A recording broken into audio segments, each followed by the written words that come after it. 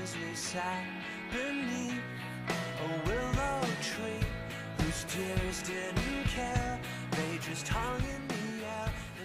So I'm going to invite you to begin taking your seats as we prepare to convene our next session. We're appreciative that you're here. We're appreciative that Dennis Lindsay is here as well. We will introduce this section by indicating that it has to do with competitive collaboration. Dennis Lindsay, as you know, is the general manager of the Utah Jazz and formerly was with the Houston Rockets for 11 years. He has restructured the Jazz from the perspective of operations and facilities, introduced performance and analytic tracking, and has orchestrated 4 drafts. And it's my pleasure to introduce this group to Dennis Lindsay.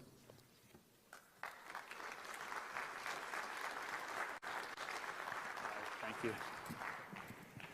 Hello.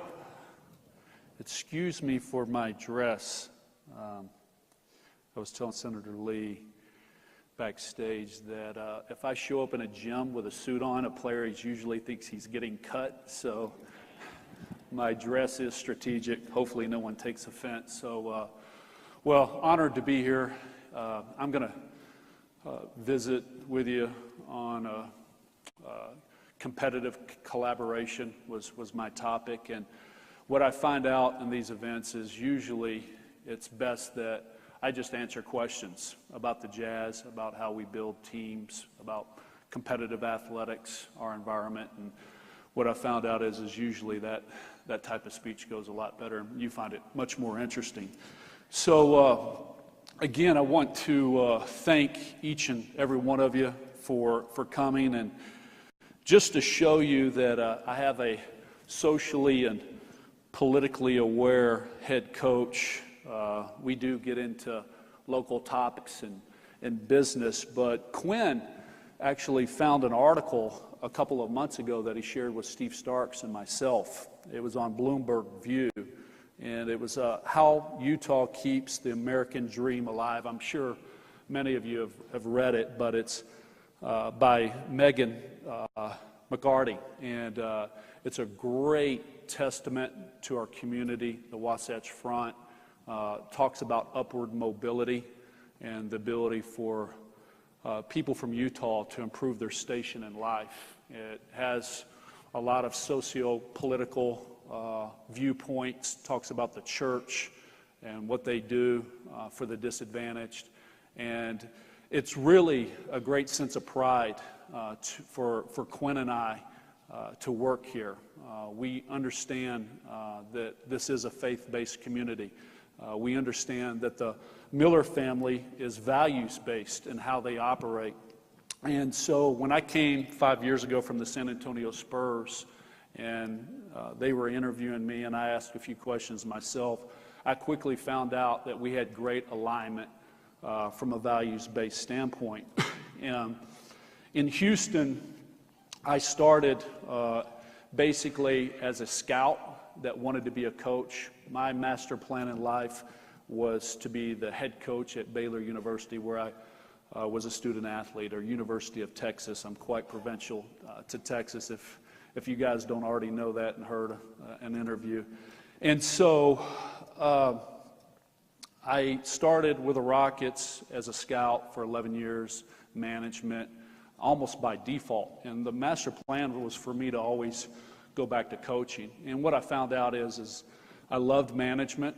I had some natural inclination because I played to a certain level. I had coached. And so I was able to put myself in the coaches and players' seat and be empathetic to, what they're dealing with competitively. 11 years with the Rockets, 5 years with the Spurs. And really those 5 years with the Spurs changed my life in so many ways. One of the things that we did, and that I'd never had before, and it only stood to reason because I was negotiating on a daily basis with other teams and agents and the league itself, was formal negotiation training. So Ron Shapiro was someone that we hired as a senior management consultant with the Spurs, and so we went through negotiation training. And so it's a little bit of what I want to speak about today before we open it up to questions, and how to bring a group together functionally, psychologically, emotionally. And so Ron was able to instill a lot of lessons, and one of the major tenets that we found that was really, really important for the Spurs, and I'm finding out, especially coming new to an organization and learning a new community and media and our ownership and Steve Starks and Randy Rigby, was everybody talks about negotiation, and they quickly move to, at least in the NBA, me with an agent, me with a player, me with the league itself, me with another team. And what we find out is that's minuscule. The day-to-day negotiation, the internal negotiation that you have with your ownership, that I have with Steve Starks, that I have with Quinn Snyder, that I have with players under contract, is much more important than the external negotiation that happens. So in real simple speak, it's allowing us to get our house in order and function appropriately with this internal negotiation before we ever go out and visit with someone that we're externally negotiating with. And so that collaborative environment, that willingness to take information from a lot of different people with a lot of different backgrounds, because frankly, if you are going to be internally transparent and internally inclusive, it's exhausting. It's a lot easier to rule with an iron fist and make unilateral decisions. But what we found out is, especially in a team environment, it really ruins morale. And so for us, I'm naturally inclusive. I grew up in an atypical way, even though I'm from Texas and have very conservative values. My folks kept a youth home. It's called Brazoria County Youth Home. 3 different periods of my life. One when I was too young to remember, once when I was from 2nd to 4th grade, and then from my sophomore year to my senior year in high school. So black, white, Hispanic, Asian, you name it, we kept kids. My sister and I were natural to my parents, but we kept kids from disadvantaged backgrounds. And so it gave me real insight into what a diverse family, in this case, looks like. And so it's a lesson that serves me well today. And so, again, the challenges that I would propose to you today is, are you really as inclusive and as transparent as you say that you want to be? It's inclusiveness and transparency are very PC in today's environment, and I can only imagine in your business and political environment. But are you true and authentic if that's what you truly believe? And for Quinn Snyder, you know, he's Duke MBA, Duke law degree, and it's odd because Amy, his wife, captured him very well. He's a feeler first, even though he's very intellectual and, you know, his capacity is beyond description. He feels things. And so one thing that we had learned in San Antonio, we'd spent a lot of time with professional people and studying, whether it be the Patriots. We went to the Florida Keys and studied Jimmy Johnson. One key point that Jimmy Johnson gave us inside of competitive athletics and scouting and player procurement is knowing your own people. And in this case, he was talking about knowing his own scouts and how they graded. Some scouts, no one can play. Other scouts, everybody's an all-star. Other scouts value intangibles. Some scouts value production, the big analytics movement.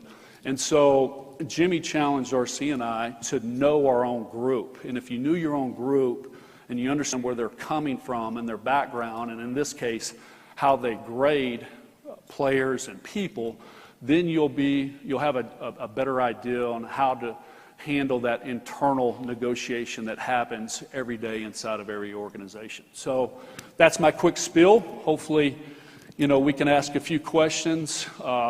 Again, I can typically ask or answer 99 out of 100 questions. Every so often there's some player health or there's a league mandate that I can't answer a question.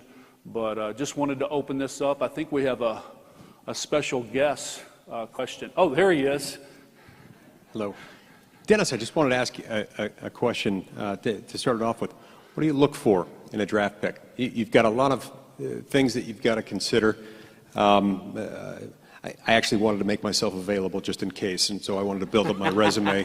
Can you shoot? Oh, yeah, absolutely. Can you get a basket? Oh, yeah, at if least. you can score a point every 2 minutes. At least 14% of the time. I can give you a raise, Mike. Wonderful, wonderful. So, yeah, I'd love to know sort of what you look for.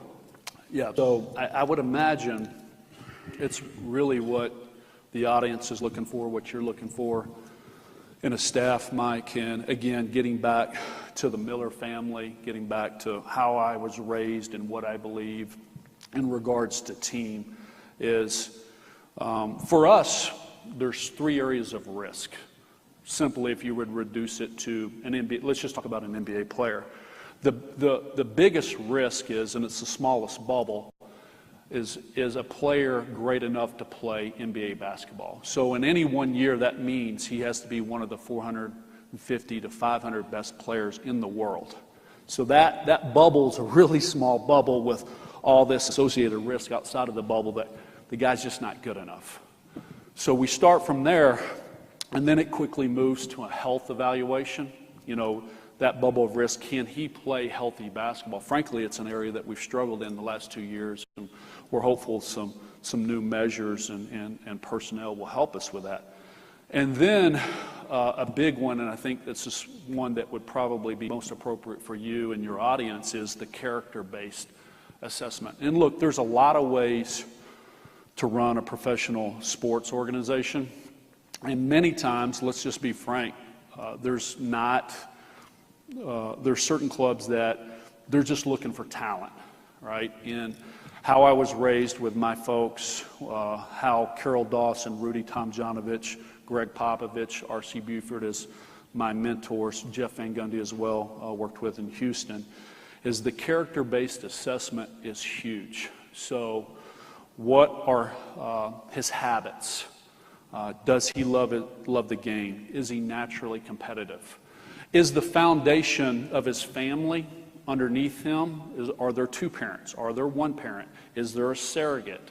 And so what we found out is the family foundation, that background, will either provide firm ground underneath the player, or many times it will crumble, and it will minimize the player's ability.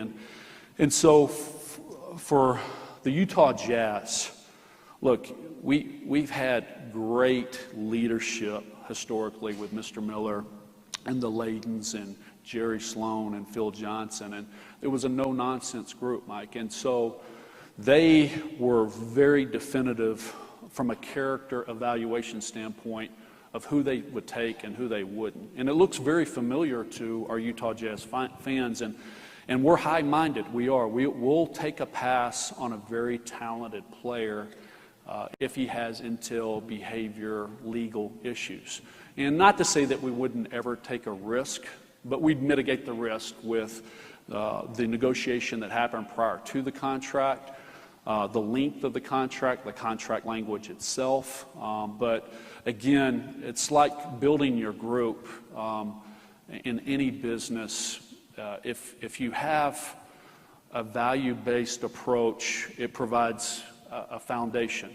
And the character of each person provides an accelerator for your group. The character of our group has allowed us to individually improve our players. Rudy Gobert has had astronomical growth, and I say this all the time, and I truly mean it, as unique as his dimensions are, that's how unique he is as a competitor as well. And so those intangibles, I wish I could say that we're batting 1,000, but what I found out is, Mike, in our business, no one's any good at it. What is more important is maybe to be less bad than everybody else, if it makes sense. And A lot like politics in there. yeah, well, I'll let you speak to that. But so the character-based assessment is something that we're really mindful of. So appreciate the question. Thank you. Thank you very much. Okay, you in the audience, what questions do you have relative to the Utah Jazz and team building? Yes, sir.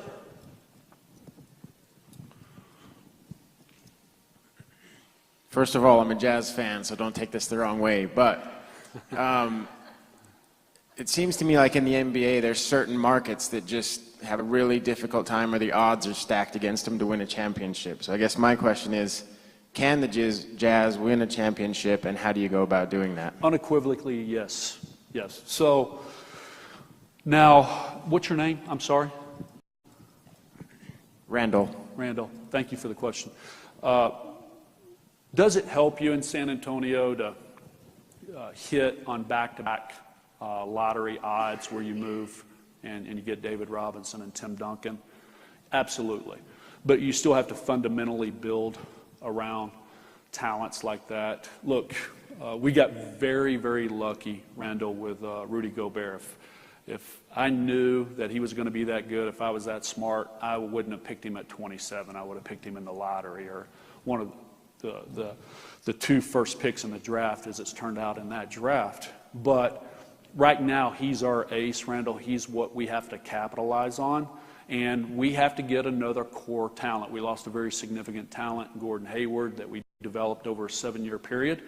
And so we have to do it again, and we have to do it in a little shorter order than we did with Gordon, potentially. So there's a lot of things that go into team building. I believe that you start with a great defensive base that gives you a competitive fabric that you can come out and compete tonight, or night in, night out. So frankly, our goal is to try to move from 3 to 1 defensively, and then see where our level is offensively, and then have enough assets and flexibility to kind of react to our level. Are we slightly above average? Are we average? Are we slightly below average? We have really 7 open-ended questions. If we answer all 7, we'll be better than everybody expects. If we answer 4 of the 7, then there's a go forward. If we answer 1 or 2, then there's probably a pretty severe pivot. But this market, this town, what the state and the city stand for is amazing. And there's no excuses. I took this job eyes wide open. Coming from San Antonio, and I think we can be a consistent contender. Are you going to win it every year? Look, that's going to be difficult in any market, especially in a small market. But our goal is to move inside the top 4 over a 7 or 8 year period, a little bit like John and Carl's era. And then hopefully you get lucky and you're the best team in a particular year. But absolutely we can do it here. Thank you for the question. Yes, sir.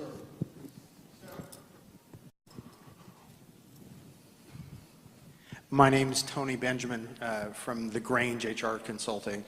I've been a Jazz fan for a long time. I'm a Steelers fan too. And one of the things that I love that the Jazz seem to be emulating, and maybe you can talk a little bit about this, right, is that the Jazz are big into consistency over long periods of time and developing talent from within. If you're the Lakers, you just buy whoever you want, right? That sort of thing. Can you talk about that a little bit, about developing talent within? You set that one up on a tee. So thanks. The Pittsburgh Steelers, the Green Bay Packers, the Utah Jazz, the San Antonio Spurs, there's certainly fundamentals. I can't replicate Tim Duncan, right? I can't bring him along. And even Greg Popovich, and where he's moved to, is arguably the greatest coach in NBA history. But there are certain values, there's certain evaluation techniques. In our case, we can't be great at player development. We have to be the best. That's one of the reasons why Quinn was hired. I knew that he had a bent towards development. And certainly, look, the TV household markets with the LA Lakers, they can make mistakes. Or if they're not as mindful to development, they can get away with it. Here, we have less margin of error, but that's okay. There's something organic about drafting, developing, re-signing, and then augmenting with trade and free agency that it's just the best way for it to do it in general in professional sports. but it's also the best way that it's been done here with the Utah Jazz, most notably John and Carl. So again, those evaluation techniques are very important. Your scouting network is very important. Your player health performance is paramount, as we've seen the last 2 years. Quinn Snyder having the ability to go to Steve Starks and say, hey, look, I need my developmental staff to be bigger. We had 3 players on the court this morning, for example. We had Alec Burks, we had Howell Neto, and we had Royce O'Neal, who may be a little unfamiliar to the group. And inside of their 3, they were playing basketball in a 3-on-5 situation. We had 5 coaches out there mimicking a typical step-up pick-and-roll situation. And so the 3 players were playing in concert, in tandem together, talking about collaboration, and the coaches were making it more difficult than in an actual game situation because it was 3-on-5 and the reads that came out of it. That's how we have to build our staff so we can maximize every ounce of potential that exists within a player. And you see the Pittsburgh Steelers doing it very well. You see the Green Bay Packers draft, hold, develop. It took Aaron Rodgers, one of the best quarterbacks in the NFL, I think a 3 or 4 year period before he became a starter. As everyone in the audience probably knows, John Stockton it took him 5 years to be a starter here. Now, can we do the same thing with Donovan Mitchell with Gordon Hayward's exit? Probably not. And we're going through those philosophical conversations about how much, how soon for Donovan right now. So thank you for the question. We got about 50 seconds here, so we got time for one more. Yes, ma'am. Hi, Camilla Edsberg with Mill Art Consulting.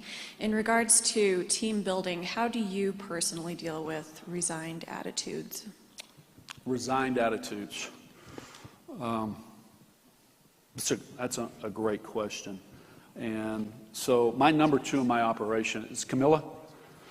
Camilla is Linda Lucchetti. She moved over from LHM parent company, and she was with the Jazz as VP of our PR. And so the best way to handle it is set expectations up front. And frankly, if I have all these expectations to my own personal tickets and where I park and the food services and for my wife and 4 kids that come to the game, and we can't humble ourselves to be part of a group, then we're going to have a problem, because if it's the best way to set expectations internally. And I would challenge you to say, hey, look, if there's a resigned attitude, there's probably a problem on the front end on how that person entered, and them knowing either you hired the wrong person or you didn't set expectations appropriately. And then we're all human, right? We all have the ebb and flows of what you expect and your attitude towards your work and how you get somebody that's undermotivated or resigned and then get them back, put in the oar and moving it in the right direction. And frankly, those conversations are best done one-on-one and in a really blunt way. And that you'll find out real quick if you're able to remedy whatever issue that's come up, or if there just needs to be a nice, polite parting where you move on. And the worst thing that you can do is protract the problem. I actually have an issue with that. As you know, sometimes I'm not sure I'm best to be general manager, because at times I have too big of a heart and I want things to work. And one of the worst things you can do with an employee that's unhappy is just prolong the pain. And if there's not a fit, there's not a fit. You got to be adults and eventually move on. But I think the best thing that you can do at the end of the day is really set expectations from the start. So thanks for the question. Well, thank you. I appreciate the time, and again, what you guys do in the community, the big business community, was a big reason why Becky and I chose to be here. The relationship between the Millers and the community, LHM Group, the Utah Jazz and the community, we're honored to be stewards here, and again, thank you.